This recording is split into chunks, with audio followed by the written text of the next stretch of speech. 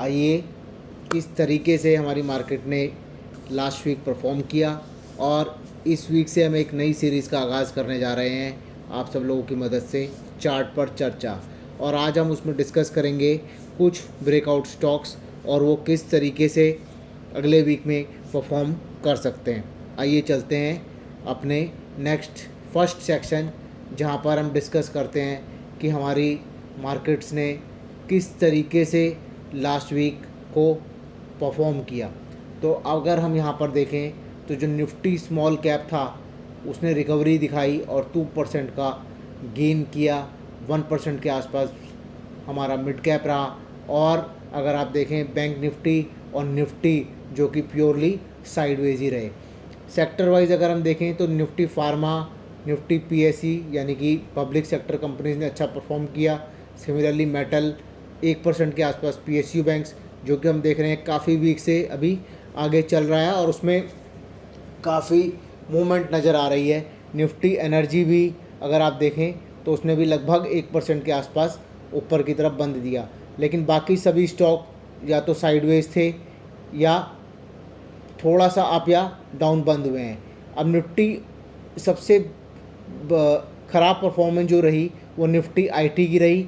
और अब अगर हम दो कमोडिटीज़ को देखें जो कि हमारे पास क्रूड ऑयल और यूएसडी आईएनआर हैं, वो थोड़े से ऊपर बंद हुए और उसका अब अगर आप देखें तो सही रिलेशन नज़र आ रहा है मार्केट्स में, सिंक्रोनाइजेशन नज़र आ रहा है।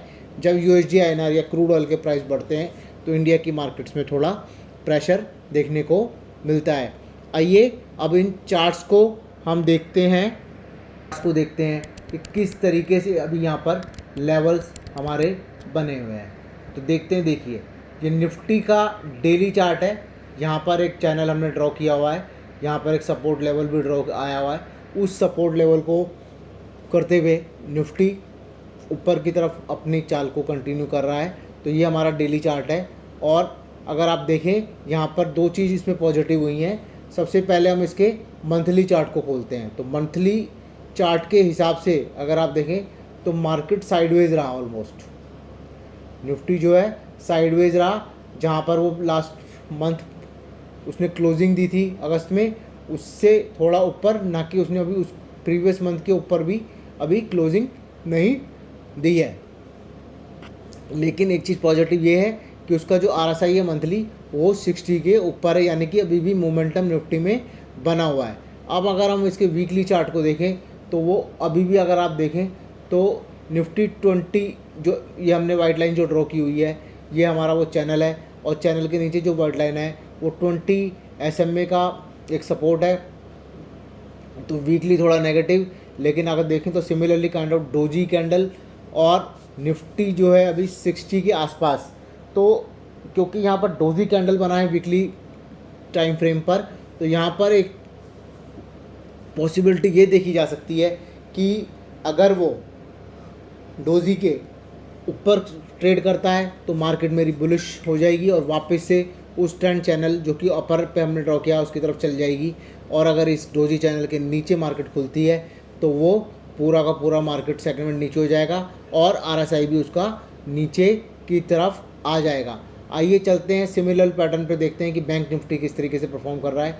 तो वीकली चार्ट्स पर और मंथली चार्ट्स पर बैंक निफ्टी स्लाइटली नेगेटिव है एज़ कंपेयर टू निफ्टी। अगर आप देखें मंथली आरएसआई 60 के ऊपर, 60 पे सपोर्ट लिया हुआ है और यहाँ पर भी चैनल को रेस्पेक्ट कर रहा है।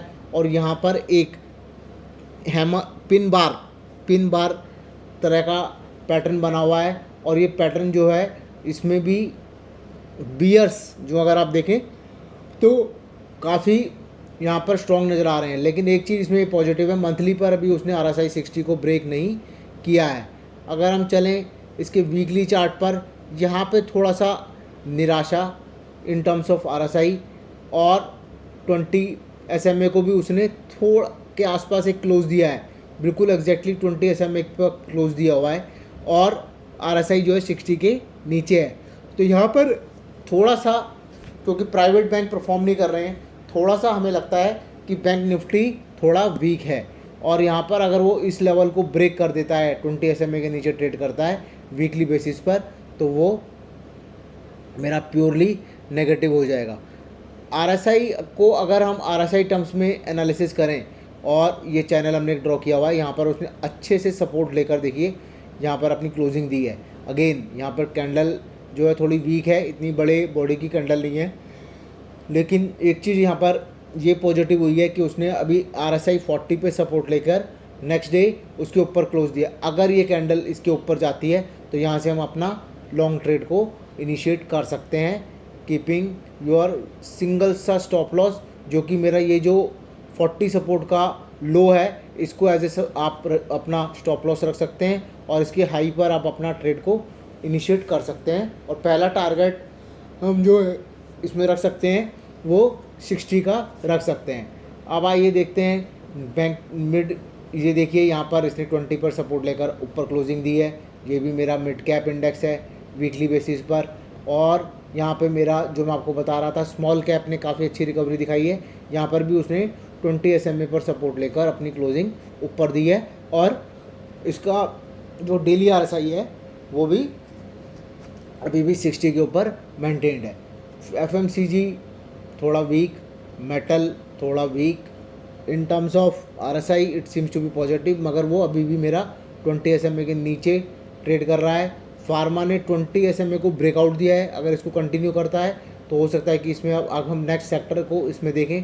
फिर हमारा एक और सेक्टर जो कि अपने 20 SMA के आसपास घूम रहा है, which is Nifty auto.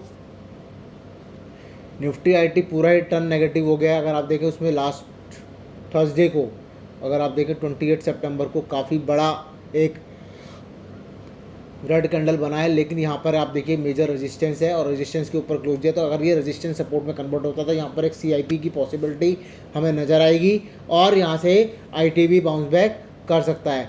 PSU bank जैसे हमने बोला देयर इज़ नो टेंशन, वहाँ पे RSI भी पॉजिटिव है, और थोड़ा सा PSU बैंक कंसोलिडेट होते हुए, क्योंकि यहाँ पर वो अपने ऑल टाइम हाई के पास था on daily charts, on weekly charts also it seems to be very positive on the charts. अब हम देखते हैं प्राइवेट बैंक, ये हमारा नेगेटिव ही चल रहा है, 20 SMA के नीचे है। एक थोड़ी पॉजिटिव बात ये हुई है उसने डेली चार्ट्स पर यहाँ पर 40 पर सपोर्ट लिया हुआ है। और इस फिन निफ्टी को अगर हम देखें यहाँ पे, तो फिन निफ्टी भी यहाँ पर नेगेटिव, क्योंकि वो 20 SMA के नीचे ही ट्रेड कर रहा है। आइए आज का स्पेशल सेक्शन की तरफ बढ़ते हुए हम अपने नेक्स्ट सेक्शन को चलते हैं, जो कि है चार्ट पर चर्चा। और इसमें हमारा जो पहला स्टॉक पार्टिसिपेट करने वाला है वो है यूनियन बैंक ऑफ इंडिया।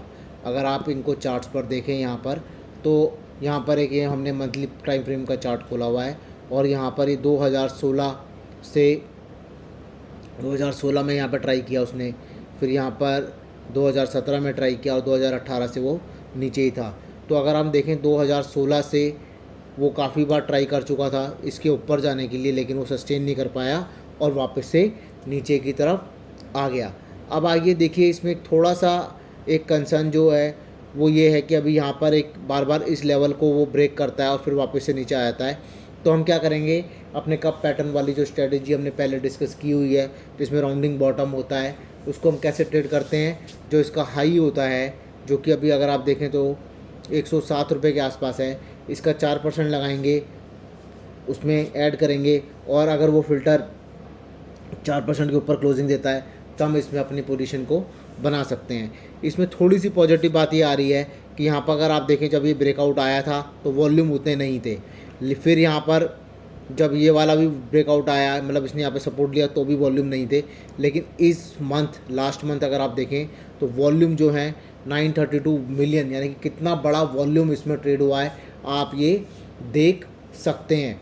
देखिए कितना बड़ा इसमें यहाँ पर ट्रेड हुआ है। इसका मतलब इस कंपनी में किसी बड़े इन्वेस्टर ने यहाँ पर इन्वेस्ट किया है, और जैसा कि हम जानते हैं हम रिटेल इन्वेस्टर जो होते हैं वो उसमें एक छोटी सी मछली होते हैं और हमें एक बड़ी मछली को फॉलो करना होता है। तो यहाँ पर एक बड़ी मछली ने एंटर किया है, और हम अपनी फ़िल्टर क्राइटेरिया के हिसाब से अगर ये 4% ऊपर क्लोजिंग देता है तो हम यहाँ पर ट्रेड को एंटर कर सकते हैं। और जो भी हमारा एंटरप्राइज होगा, यानी कि जो भी हमारा ब्रेकआउट लेवल है, यानी कि 106 रुपये 30 पैसे का जो हमारा ब्रेकआउट लेवल है, इसके ऊपर अगर वो 4% जाता है तो हम एंटर करेंगे, और इसके नीचे अगर 2% नीचे गिरता है तो हम उसमें से एग्ज़िट हो जाएंगे। जी हाँ, इसमें हम उस तरीके से अपनी पोजीशन को बना सकते हैं, लेकिन ये keeping all the technical parameters in mind, ये मुझे बहुत ही पॉजिटिव ट्रेड नज़र आ रहा है।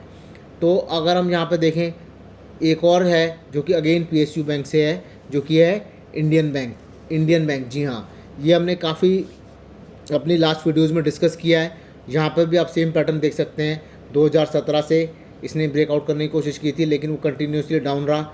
और अगर आप वॉल्यूम देखें, यहाँ पर जब वॉल्यूम देखिए, ऑन एन एवरेज से अपना ऊपर वॉल्यूम को बनाए हुए है, और इसका जो लेवल था 393, उसके ऊपर 4% के ऊपर क्लोजिंग दे चुका है।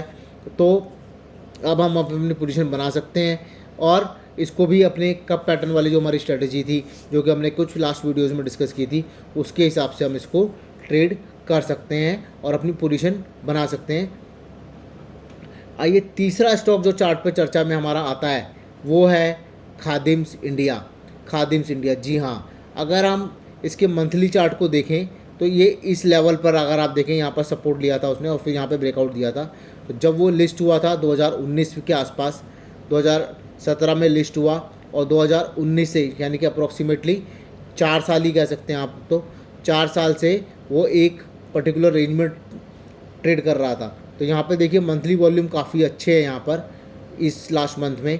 और अभी इसी चार्ट को अगर हम वीकली पैटर्न पे देखें तो वीकली पैटर्न पे भी वॉल्यूम देखिए आप, जो लास्ट वीक क्लोज हुआ है उसमें वॉल्यूम देखिए आप। तो अगर ये ट्रेड, अगर हमारा वही सेम पैटर्न पे, कप पैटर्न पे, अगर ये 4% मेरा ऊपर बंद होता है तो फिर मैं उसके ऊपर अपनी पोजीशन बना सकता हूँ, और फिर उसके ब्रेकआउट लेवल के नीचे 2% क्लोज होता है तो मैं अपना स्टॉप लॉस को एग्ज़िट प्लान कर सकता हूँ अपने स्टॉप लॉस के। लेकिन अगर मैं इसकी एनालिसिस देखूँ तो ये काफ़ी मेरे को यहाँ पर वॉल्यूम के हिसाब से और ब्रेकआउट लेवल के हिसाब से काफ़ी वीक से, यहाँ पर देखिए कितनी बार वो ट्राई कर चुका है वीकली चार्ट पर, 1 2 3 और ये चौथी बार अटैम्प्ट हो रहा है। तो यहाँ पर ट्रिपल टॉप को ब्रेक करने की कोशिश कर रहा है, और अगर ये ब्रेकआउट होता है तो it seems to be very successful, और also volume is supporting this analysis. तो यहाँ पर हमारा जो नया सेक्शन था चार्ट पे चर्चा वो ख़त्म होता है। मेरे को लगता है आपको ये पसंद आएगा, और हम किसी तरह की आपकी इन्वेस्टमेंट जर्नी में हेल्प करेंगे। अगर आपको हमारा चैनल पसंद आ रहा है तो उसको सब्सक्राइब, लाइक एंड शेयर करना ना भूलें। अगर आप दोस्तों हमारे चैनल पर नए हैं तो उसको सब्सक्राइब ज़रूर करें। धन्यवाद।